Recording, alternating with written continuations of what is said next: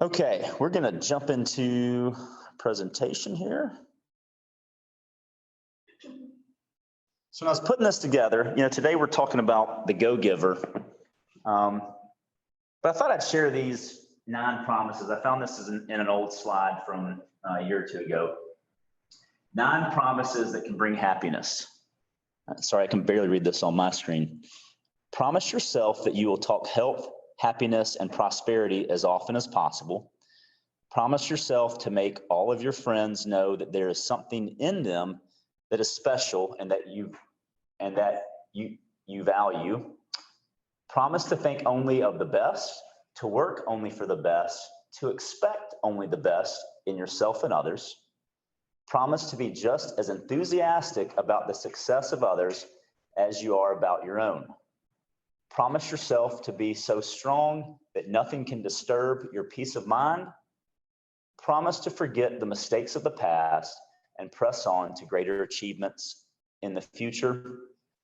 Promise to wear a cheerful appearance at all times and give every person you meet a smile. I love that one. Promise to give so much time to improving yourself that you have no time to criticize others. Promise to be too large for worry, too noble for anger, too strong for fear, and too happy to permit trouble to press on you.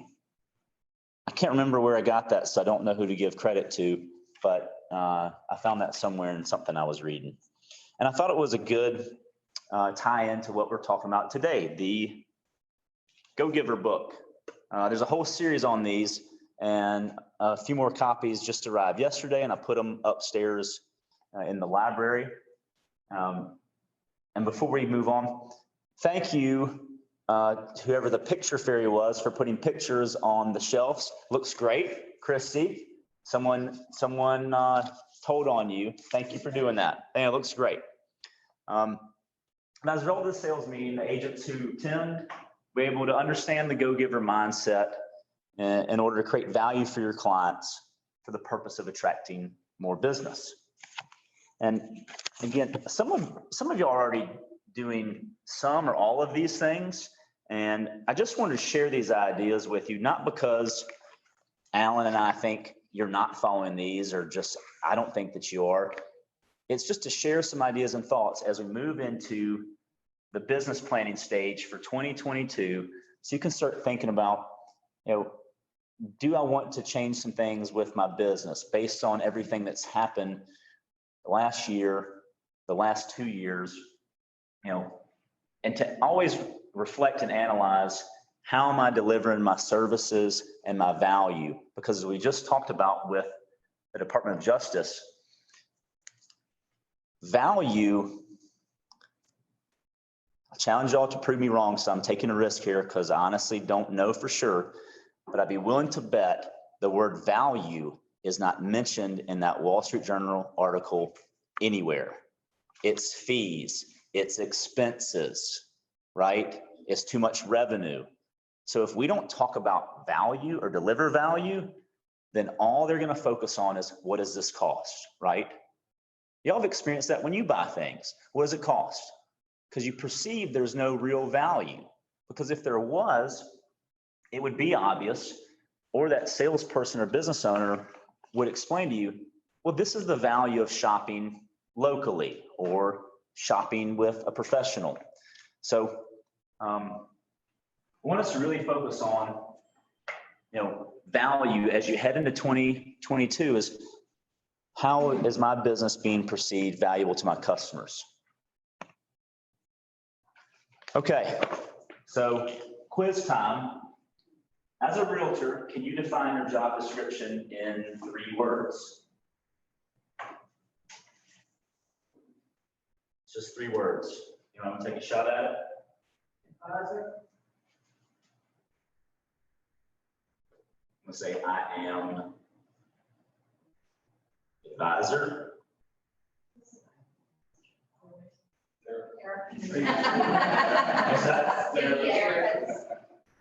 Therapist. Okay, I'm a therapist. I like mediator.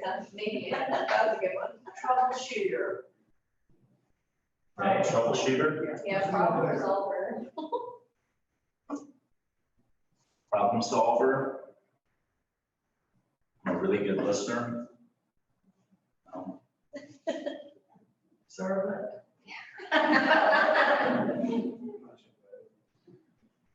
Did you say punching bag, Steve? Okay, what else? I'm an advisor, I'm a therapist. I hope y'all really don't say these things to your clients when ask you to describe your job. Partner. Okay. Friend. Lover. That's is that L-U-V-A or L? I don't know how to spell that one.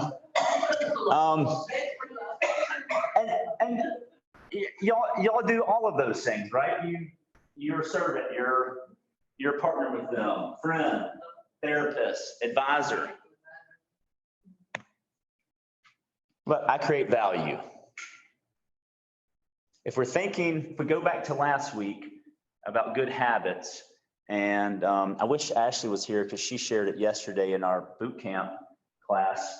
Said, anybody practice the habits last week? And she said, yes, I really wanted to go to a horse show, and I asked myself, what would a professional do?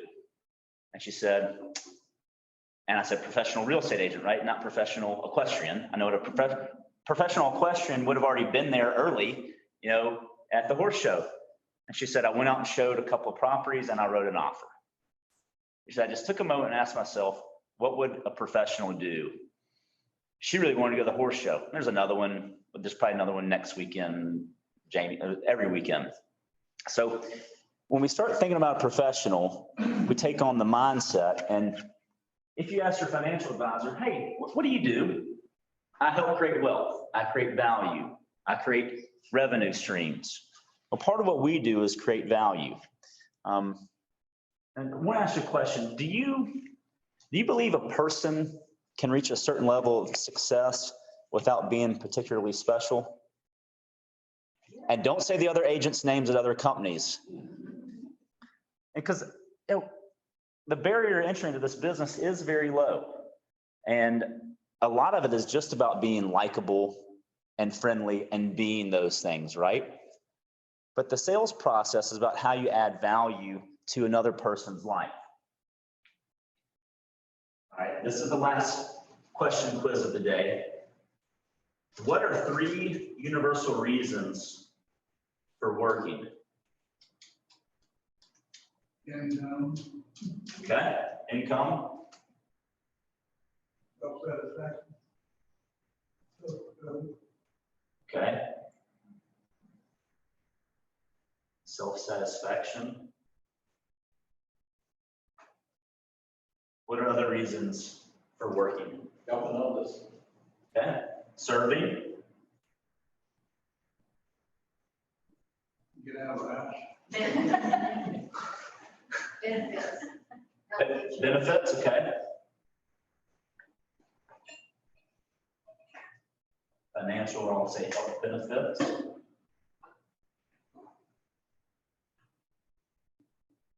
All right. Are there any other reasons people work? Retirement, savings. Don't want to work forever. Vacation.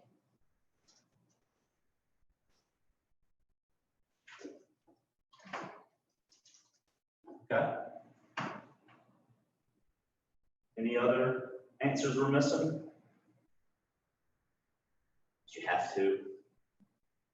Some people, we just have to work, right? We can't all go to the mailbox and get our check each month as much as we'd like to. When did someone, I heard a new term last week, someone was describing, they're asking me, hey, who do you recommend for this service? And I said, so-and-so.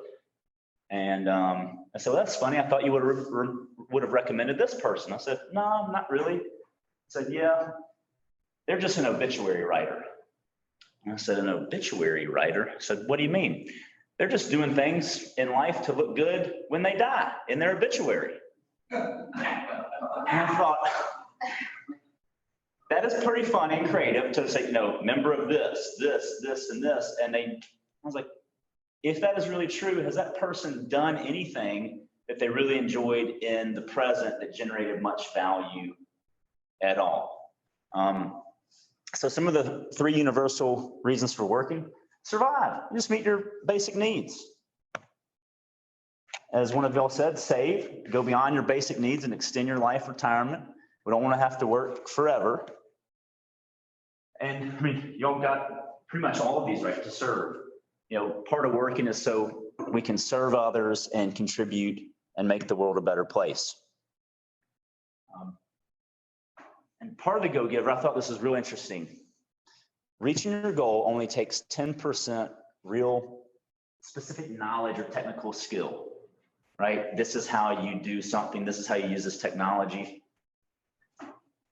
Really no more than that. The other 90% is just people skills. How you relate to folks, how you communicate. And that's one thing we mentioned yesterday at boot camp session 2 is, if you took away Facebook, social media, a lot of this technology, it'd go back to just how you communicate with people on the phone, face to face, in person. And when you do that, people like to do business with people that they know, like, and trust. And your true worth is determined by how much more you give in value than you take in payment, how you become a person of value. So we're not gonna go through all these. My goal today is just to present these to you and help you decide if you want to learn more about these and where to go do that. But these are the 5 stratospheric laws of success. And y'all, I'm a very, very slow reader, but if you're not as slow as Reynolds is, you can probably read this book in 2 or 3 hours. It is really, really short. And the chapters are, 3 pages. And it's a good story. It's really just a story about business. It's not based on true events. It's kind of a parable of sorts about a great business idea. So there's 5 stratospheric laws: law of value, compensation, influence, authenticity, and then the 5th one is the law of receptivity. The first 4 are about giving. The last one is about receiving. Meaning, if you're going to be a person that gives, you have to be willing to be on the receiving end and accept that too. I'm sure y'all know folks that refuse to accept anything in return, right? No, don't do that. Don't do this for me. That's not the way we're supposed to be wired. So the law of value: your true worth is determined by how much more you give in value than you take in payment. And again, I want to take a step back.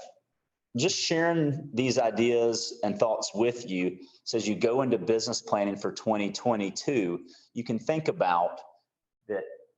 Are there other things I want to do with my business? We're not saying that y'all aren't doing these things or that you need to be doing. Our goal is just to present ideas with you so you can think about, is there something I want to do differently next year? Do your clients believe you give them more than you take in payment? If we ask your clients and send out a survey after closing, did your agent earn their commission? How would they respond? That's one of the reasons that Wall Street Journal article is relevant, is a lot of people, not Bickerstaff, Parham agents, by the way, a lot of people complain about commissions because they don't feel like their agent delivered any value. In fact, that's why some people get into this business, is because of their experience with the real estate professional. So, Reynolds, do you also send feedback forms from the company to our clients after closing? we don't. We stopped doing that, and it is something I think that's important to do, at least on the agent level, to try and get some feedback from them, or even, everybody's doing surveys now, so maybe a new way to do that next year would be to just meet them for coffee, or just stop by the house and just say, hey, I just want, were you happy with the services I provided? And get some people will have that feedback with you one-on-one. Some you'll know, before you even get to closing. But it's important to know It's important to know the answer to these questions because as you're gonna see when we get to the end, if these all add up, it becomes really, really powerful in how much you receive back from them. The law of compensation. Your income is determined by how many people you serve and how well you serve them. Who are you serving and what level of service are you providing? Do you have a transaction mindset versus a relationship mindset? We've talked in meetings this year about how so many agents are just focused on deal, deal, deal, deal, deal, transaction, transaction. They don't have time. You just listed the house and it went under contract 5 hours later. How do you build a relationship in 5 hours? It's hard. But when we look back on 2021 and 2020, and those sellers, those buyers who purchased now become sellers, have you maintained a relationship with them? Or were they just a transaction in one of the craziest years ever? Those are hard questions to answer and ask because we barely have time to do anything, but you can start doing something in 2022. And so maybe relationship is going to be a focus in your business plan next year. The law of influence. Your influence is determined by how abundantly you place other people's interests first. I'm not saying you drop whatever you're doing and go out and meet someone at a property on a Sunday night or a Friday or Monday morning. But when you're present with them, are you focused on your needs or do you put your clients' needs first?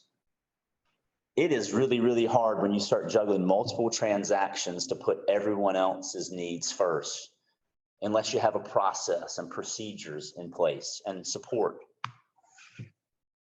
But every one of your clients, don't your clients want to feel like they're the only client you have? That's why they hired you. They want Daniel, they want Chantrell, they want Jen, they want your full attention. They want you to be present. So do they at least feel that you're being as present as you possibly can? And the law of authenticity. The most valuable gift you have to offer is yourself. Are you being yourself? Are you being authentic? I remember the first time I read an Oscar Wilde quote, I thought, gosh, it would have been fun to hang out with that guy. Be yourself. Everybody else is already taken. Consumers, the marketplace, everyone's looking for transparency, authenticity, and they want to work with people that are comfortable doing that. And we don't want y'all to be anybody else but yourself. So how can you incorporate more of yourself into your business in 2022 that would help you bring value and serve your clients? Obviously, a lot of y'all love pets and kids because they keep showing up at the office. So keep being yourself. Don't change for us. We're getting rid of pet policies. Gone. We're putting a limit on dog size, just like apartments, nothing over 40 pounds, Jen. The law of that, I didn't change the title. This should be the law of receptivity. The law of receptivity, the key to effective giving is to stay open to receiving. Are you open to receiving referrals? Are you currently generating client referrals? Do you have a referral mindset? No. We get lucky every once in a while where someone does refer business and we aren't really sure maybe why that happened.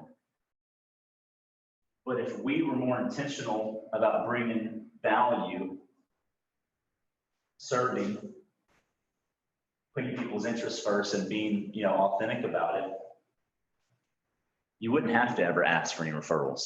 The worst thing you can do is almost straight up ask for a referral. I see those emails, signatures come through and it says, I'd love to take any of your referrals. Well, I mean, who wouldn't, right? Everybody wants a referral. But getting one without asking, to just show up on a Monday and you have a referral sitting in your box, that happens because of the things that you're doing. And all of y'all are generating referrals from past clients, but in 2022, do you want to increase that source of business?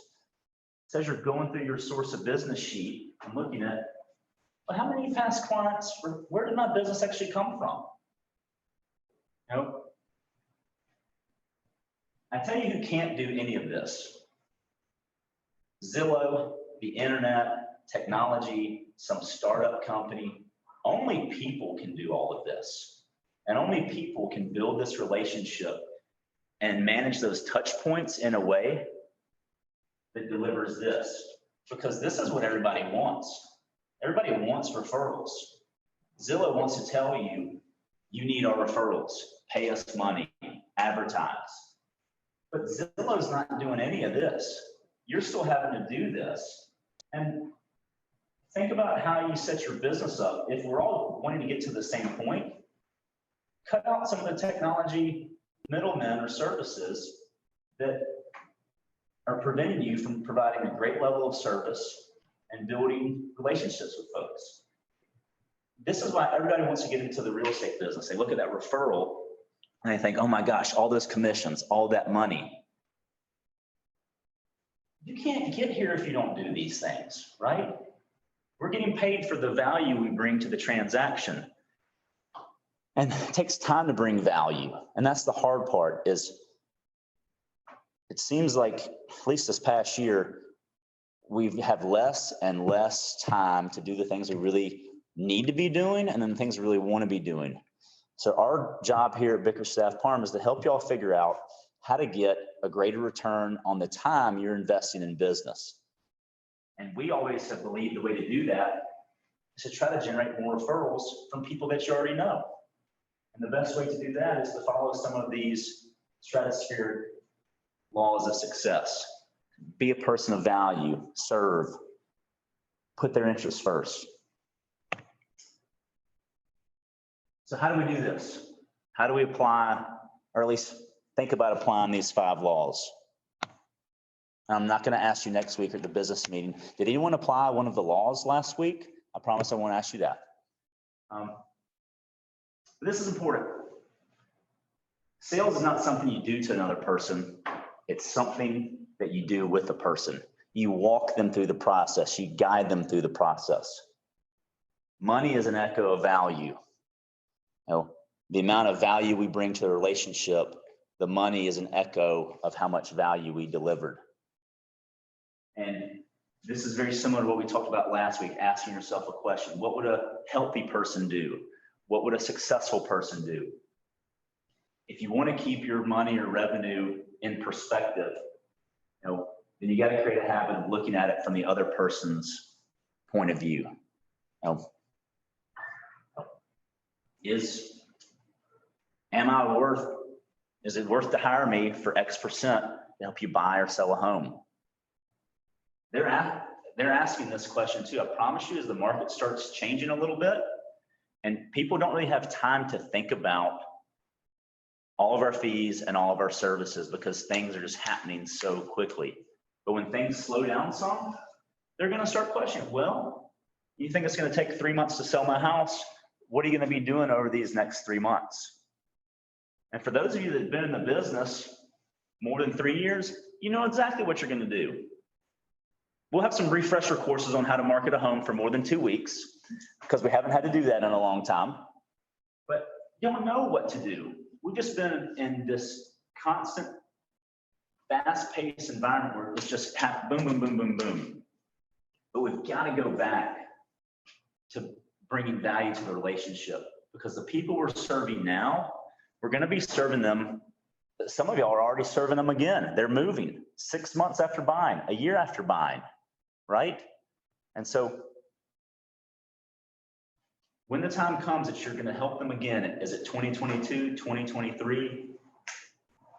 Are they going to be viewing our services in a different way or the value that we bring based on what we're doing right now? That's really the kind of question you want you to think about is not what am I not doing well, but how can I expand my business services and value in 2022?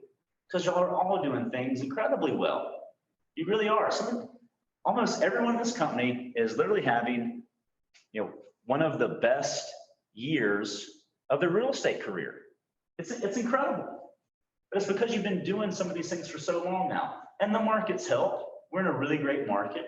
Homes are selling for a higher price, but you've also been delivering this. And so it's part of our job just to remind you to don't stop thinking about that. Don't get caught up in the market activity and forget to do those things that you've always done. Follow up with clients after the sale, visit them, call them, check in. They're going to remember that.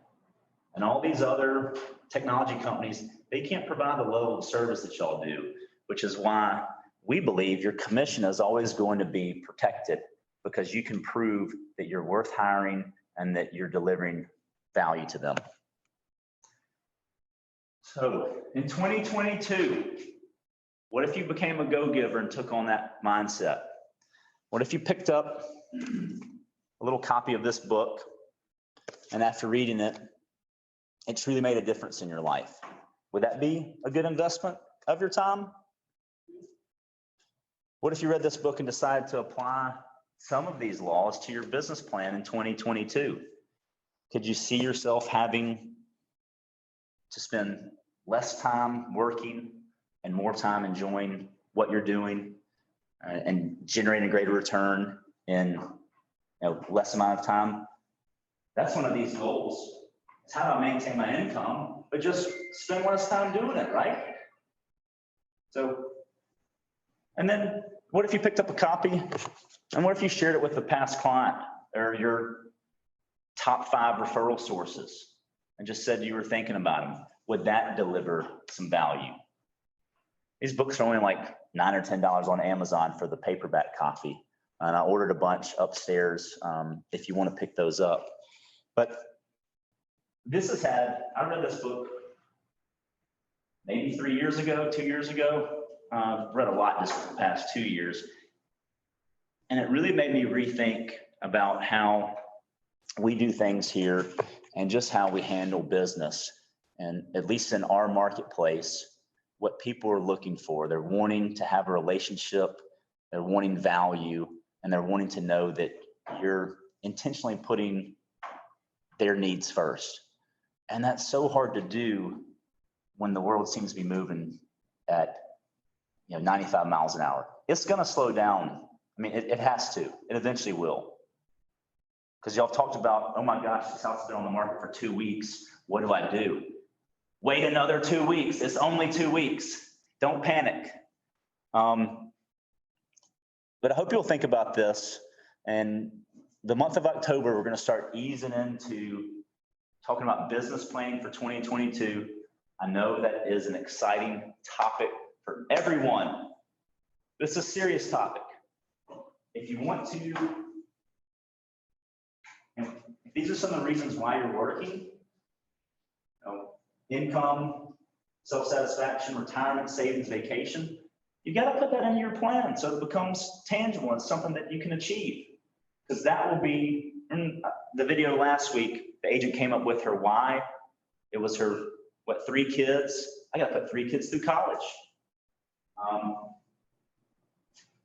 Whatever your why is for working, how can you incorporate that in your business plan? And is there anything you want to add to it that will increase your referral sources, but also increase the opportunities for you as an agent and business owner? We're looking forward to talking about business planning in the next couple of weeks because September is pretty much over. It's the 22nd. There's 1 week left in this month.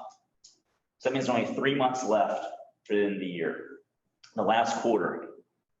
And for a lot of y'all here, the fourth quarter is some of y'all's best quarter because you don't stop doing what you've been doing all year long, where other people take a break, they pull back, and you continue to do your job and serve your clients. And that's what makes y'all different. That's why consumers seek y'all out to help them with their real estate needs. So we're going to help you take a little bit of time out of the next couple of months to focus on what do I want to do next year? Do I want to stop doing some things? Do I want to start doing some things? Do I want to walk? We won't make you walk 31 minutes, Kappa, but we'll make you walk 3 days a week instead of 2, and then 4, and then 5. And then we'll do laps around the office. But are there things you want to start doing? Are there some habits you want to develop? Those personal and professional all need to be part of your plan for 2022. And we're excited about helping y'all with that and look forward to closing out this year strong, and appreciate y'all being here this morning to learn more about the Go-Giver. Thank y'all for your time this morning.